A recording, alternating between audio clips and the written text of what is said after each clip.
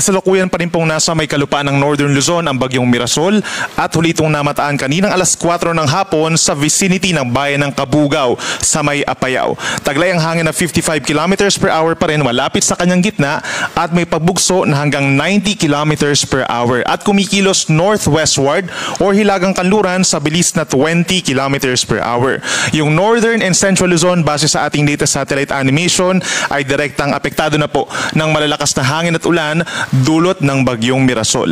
Habang dito naman po sa may Southern Luzon, kabilang ang Metro Manila, maging dito rin sa western sections ng Visayas and Mindanao, merong southwest monsoon or hanging habagat na unti-unting pinalalakas ng bagyo. So asahan po ang makulimlim pa rin na panahon simula ngayong hapon hanggang bukas ng madaling araw sa Metro Manila, Calabarzon, Bicol Region, Mimaropa, maging dito rin po sa western Visayas, pababa ng Negros Island Region and Zamboanga Peninsula.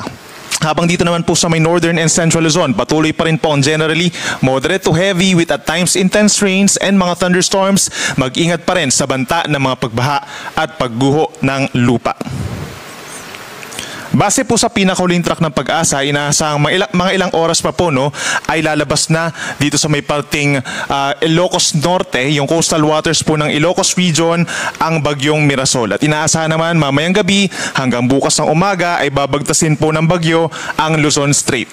Nandiyan yung chance na maging isang tropical storm na or unti-unting lalakas na itong si bagyong Mirasol at lalabas naman ng ating Philippine Area of Responsibility ang bagyo bukas ng umaga papunta po dito sa may Southern China.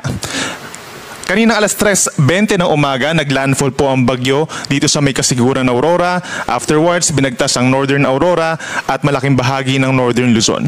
Kung mapapansin din natin, meron tayong lawak or radius na around 200 kilometers po. Layo nung sentro, papunta dun sa outer part ng bagyo.